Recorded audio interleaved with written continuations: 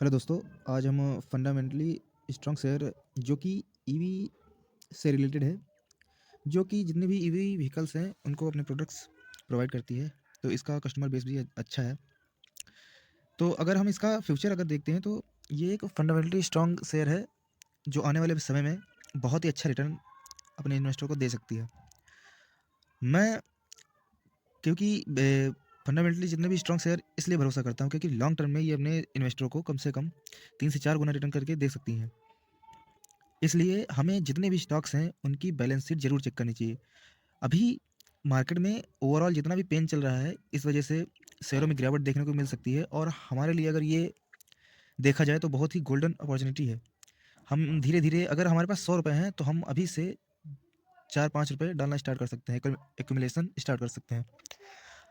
क्योंकि मार्केट में कितनी गिरावट होगी, ये अभी तक किसी को पता नहीं, क्योंकि मार्केट में ओवरऑल अभी 12 से 13% गिरावट हो चुकी है, और मिड कैप और स्मॉल कैप शेयरों में ज़्यादा ज़्यादा ही गिरावट देखने को मिल रही है। किसी-किसी के पोर्टफोलियो में कम से कम 30 से 35% भी गिरावट देखने को मिल रही है ओवरऑल। तो शुरू करते हैं, देखते हैं ये स्टॉक कैसा है, इसकी बैलेंस शीट कैसी क्या है।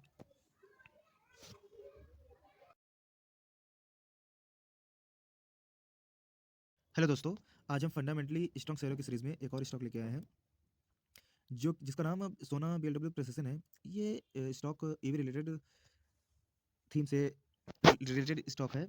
अगर हम इसमें आज की गिरावट देखते हैं, तो इसकी गिरावट आज लगभग 2% है।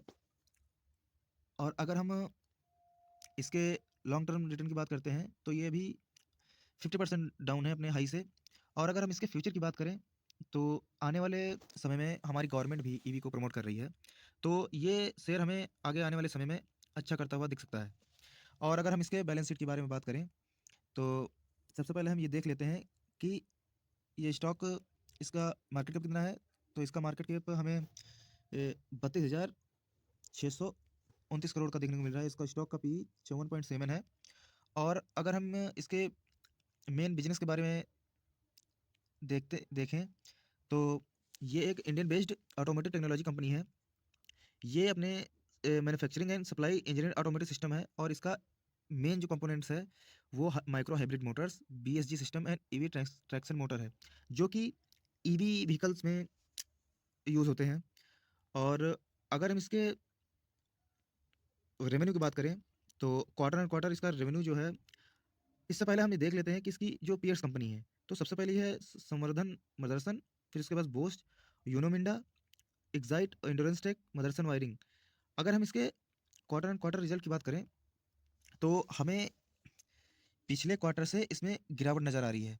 ये 868 करोड़, इससे पहले क्वार्टर में इसने 922 करोड़ का रेवेन्यू किया था। लेकिन अगर हम इसके प्रॉफिट बिफोर टैक्स की बात करें, तो इस क्वार्टर में प्रॉफिट बिफोर टैक्स बढ़ के आया है 203 करोड़। इससे पहले क्वार्टर में 192 करोड़, इससे पहले 189 करोड़। अगर हम नेट प्रॉफिट की बात करें, तो इस क्वार्टर में 151 करोड़, उससे पहले क्वार्टर में 144 करोड़, इससे पहले में 142 करोड़। तो हमें अगर प्रॉफिट की बात करें, तो ये क्वार्टर और क्वार्टर इसमें हमें प्रॉफिट में बढ़त देखने को मिल रही है, और इसमें इस स्टॉक के ईपीएस में ग्रोथ है क्वार्टर ऑन क्वार्टर। और अगर हम ईयर ऑन ईयर का सेल्स रेवेन्यू देखते हैं, तो ईयर ऑन ईयर इसका सेल्स रेवेन्यू बढ़ के ही आया है, क्योंकि 2023 में 2,676 था, और इस साल में 2024 में 3,185 है। अगर हम इसके प्रॉफिट बिफोर टैक्स के बारे में बात करें, तो इस ईयर हमें 772 करोड़ देखने को मिल रहा है। पिछले साल 671 करोड़, उससे पहले 509 करोड़। और अगर हम नेट प्रॉफिट की बात करें, तो हमें नेट प्रॉफिट में बिग जंप देखने को मिल रहा है। तो नेट प्रॉफिट की बात करें, तो 584 करोड़, इससे पहले साल में 518 करोड़, इससे पहले में 395 करोड़। अगर हम इसके कंपाउंडेड सेल्स ग्रोथ की बात करें, तो 5 साल की 35% है, और 3 साल में 27%।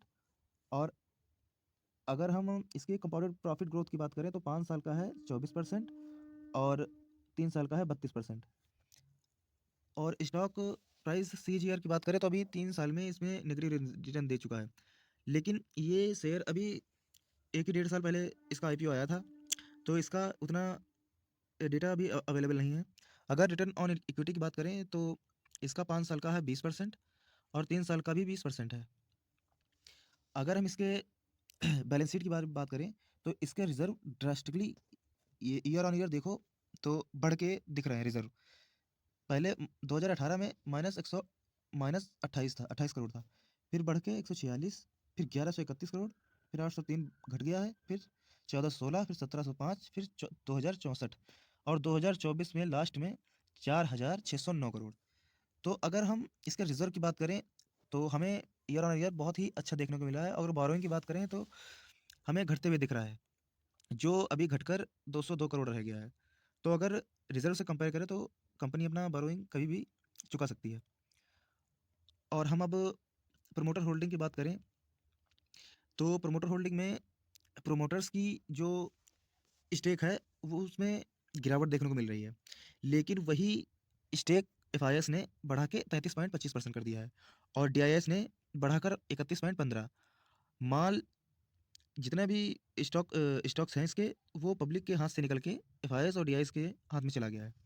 तो अगर हम ओवरऑल कंक्लूजन देखते हैं तो हमें इसकी बैलेंस शीट बहुत ही स्ट्रांग देखने को मिल रही है और बिजनेस मॉडल भी स्ट्रांग है, जो आने वाले समय में बहुत अच्छी ग्रोथ देखने को मिल सकती है इसमें, क्योंकि गवर्नमेंट हमारी जो है वो बहुत ही ज़्यादा प्रमोट कर रही है ईवी को।